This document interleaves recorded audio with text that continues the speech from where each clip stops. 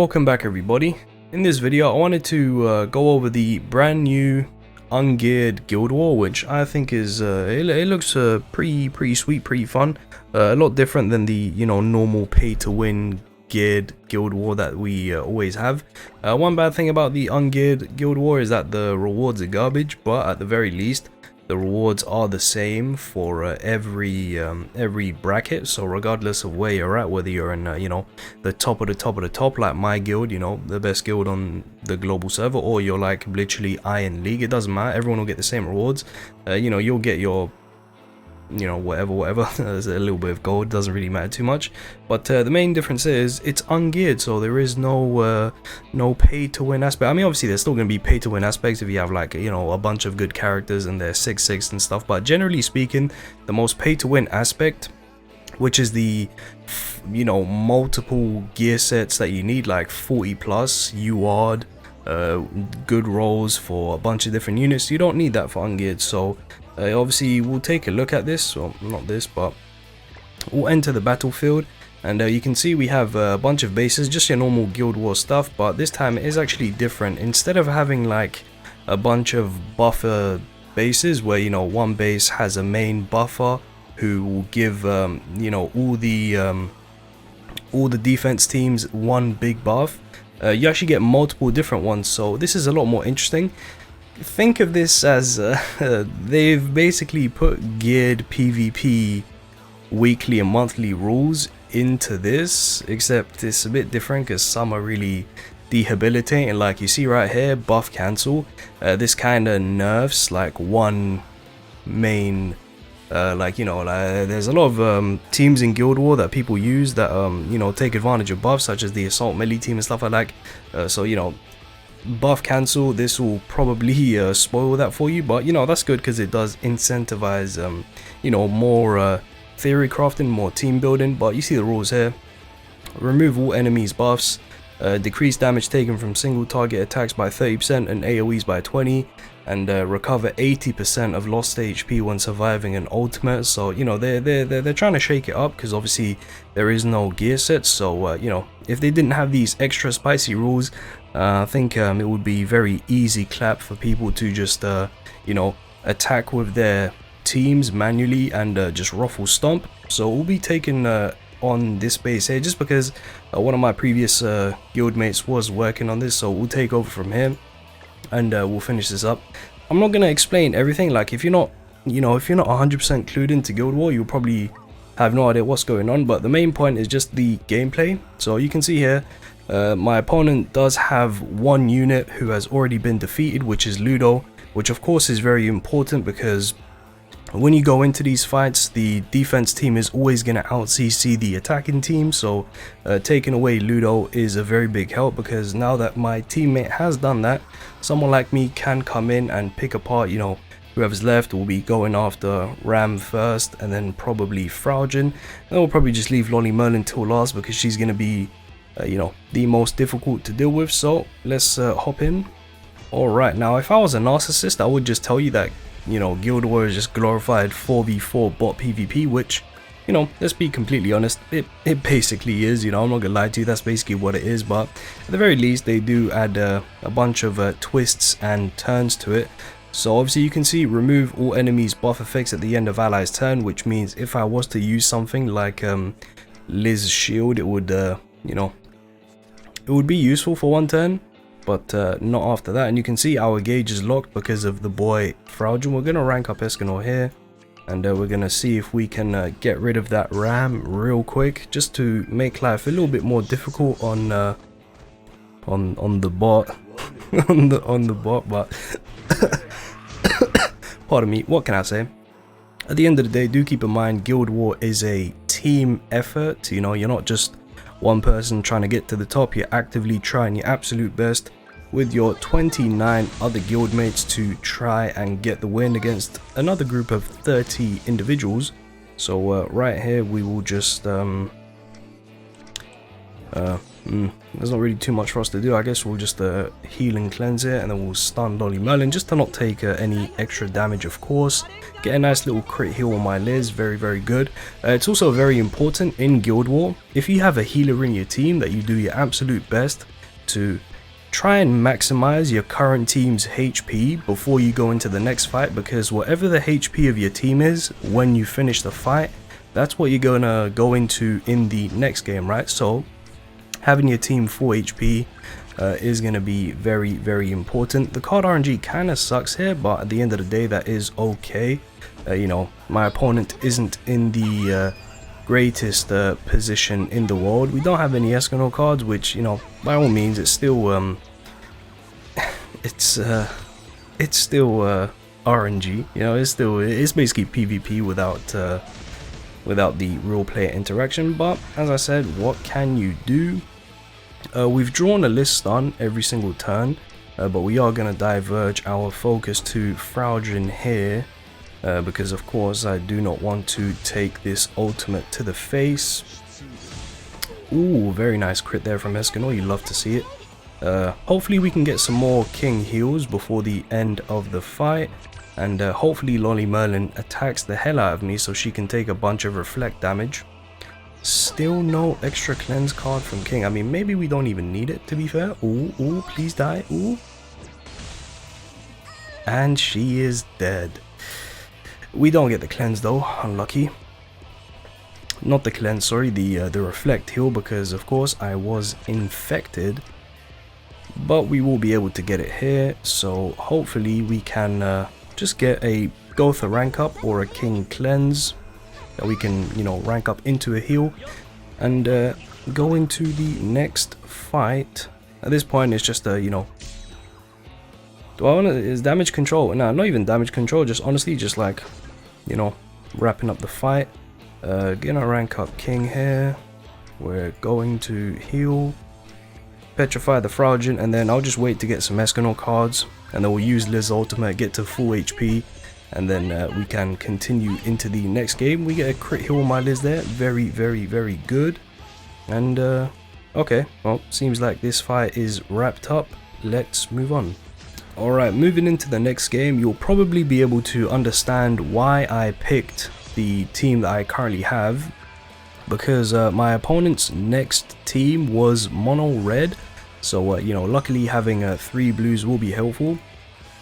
Again, the rules here still the same, removes all enemy buff effects, which to be fair, my opponent already has a red Galland, so you know, red Galland will be removing buffs regardless.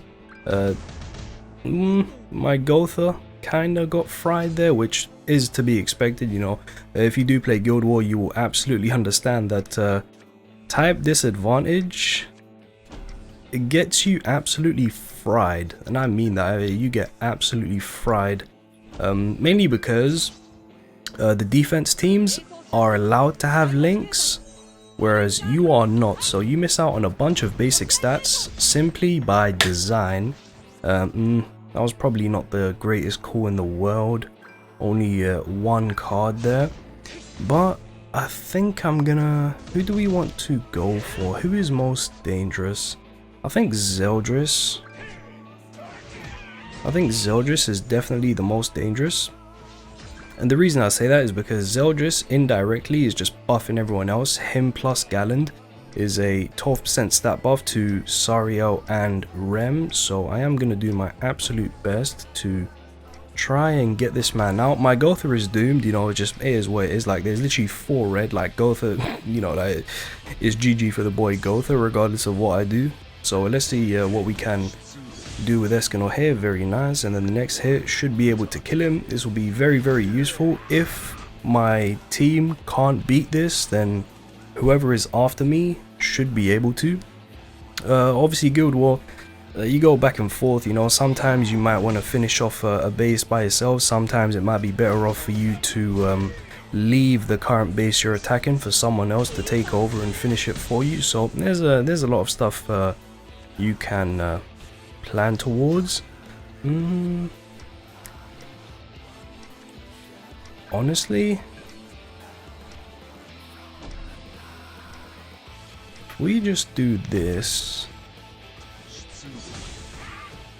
Yes, yes. Alright, let's see what we get on the draw. I think Escanor 2 stacks, even though, wait, let me see this. Decrease all damage taken from single target attacks by 30%.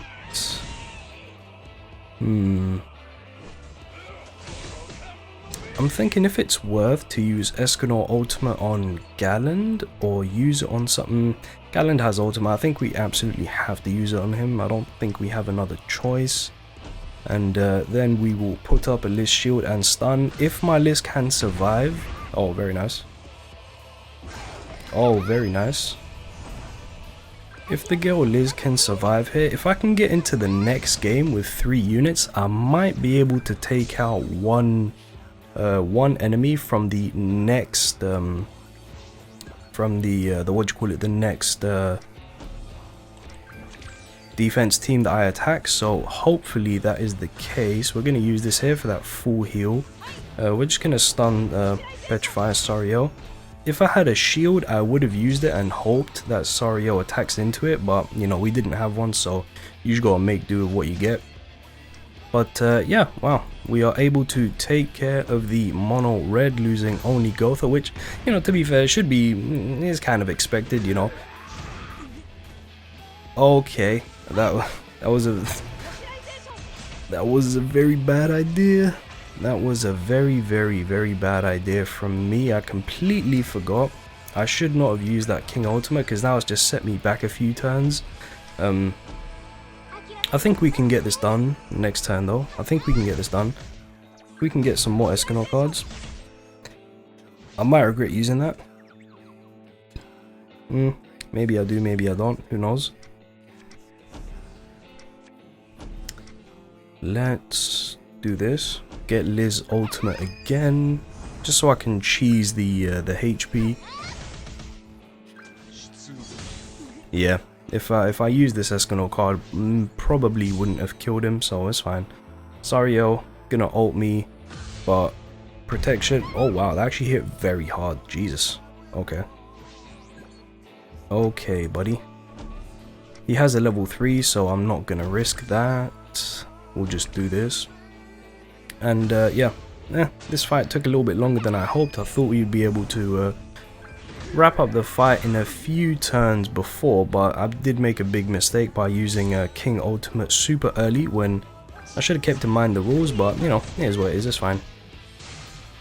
Sario kills himself with Reflect and we heal back to full. Easy, easy, let's move on. Alright, moving into the last base, we have Glue Eater with Derriere. Now, my chances of, you know, beating this team is 0. There is a 0% chance I can, you know, beat this entire team. And that's basically just down to a combination of what team my opponent is using and the current rules. So, you know, it is what it is. But I am going to try my absolute best to at least try and kill one of his units. At the very least, you know. If we can't, then, you know, I'll just end up scooping the game, but I will do my best. Honestly, getting Liz Ultimate seems like the best idea here. Let's see if we can get some cheeky Reflect damage in. Hopefully, maybe.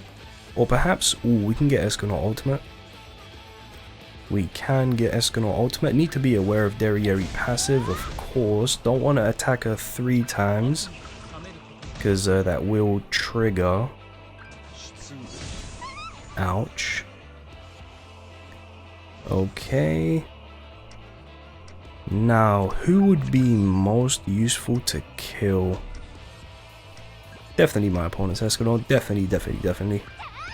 Killing my opponent's Escanor would be a big game changer for the guild. So I think that's probably what we're gonna try and do.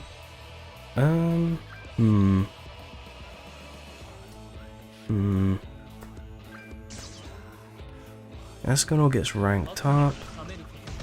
Gauge removal is applied. My Escanor gets stunned, but that's completely irrelevant. Ooh,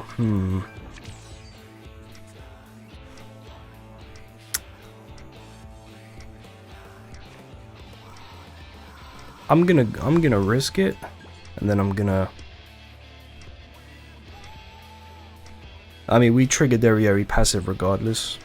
Regardless of what we do, we trigger her passive. There's nothing I can do to prevent that. So I'm actually gonna stun Gotha here. Might be a bad idea. Might be a terrible idea. Wow. Okay, that was not what I was hoping for. That was very, very bad. That rule, man, I'm telling you, that damage decrease rule saved the one Escanor there, dude. It really did. No, that kills my Liz. No, dude. It hurts, does that? It hurts. That is a very feels bad. That is such a feels bad moment, man. Okay, well, best I can do is just try and lower this Escanor's HP before I inevitably die. You know, it's inevitable. Like I am gonna lose. You know, there's no two ways about it. But this is the kind of RNG that can really help you out. Let's see what happens here. Please don't stun my king. Please don't stun my king. Please don't stun my king. Don't put up a shield. Oh, this is the RNG of dreams. However, this hand is not looking good. That hand is definitely not looking good. I am very worried. Please tell me that's a bunch of Gotha cards. Ah. Well, my best hopes here are... That's very bad. That is like worst case scenario. That's like the worst thing that could have happened. Derriere taunt is the worst thing that could have happened. Escanor is going to do absolutely no damage.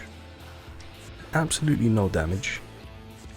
Her taunt damage reduction plus... Well, I'll just quit there. Might as well. If you quit at a specific point, the game locks in the HP values. So yeah, unfortunately I was not able to do much. At the very least, we do leave Derriere on half HP. You know, maybe someone else will come and finish this up, but you know, I did my best. You can take a look at the battle record. Obviously, one of my guildies did go in on this team. The first team they used, they lost, but you know, he got a few of them down, just enough to where his next team gets the win. And then you can see his next team also got the win because he picked a team that is you know, built to beat the one after. And then he lost to the one after that, which I was able to take over, beat the one he chipped down. Then I soloed the all red team, and then this one right here, I wasn't able to beat it unfortunately, but we chipped it down. So yeah, just a quick little you know, video on Ungeared Guild War. I never bothered with Geared Guild War because it was just you know, it was just like self-explanatory. If you ever played Guild War, you already know how it goes. But yeah, anyway guys, that will be it for this video. Just wanted to take a quick little look at the new Ungeared Guild War. Honestly, I don't mind it. I like the rules. It does make you chop and change, because if you're not someone who actively plays Guild War, you probably don't know, but almost everyone uses like the same Guild War meta teams, like the same defense teams, the same attack teams. So these rules definitely do change it up, and it makes it a lot more fun in terms of what teams you build and stuff. But yeah, anyway, that will be it. Hope you enjoyed. Sorry for not uploading much, but you know, it is what it is. I'll try my best to keep up. Drop a like on the video for the algorithm. I would greatly appreciate that, and leave me a comment down below. Have a great day. Tell me if you played this Ungeared Guild War yet, and I'll see you soon.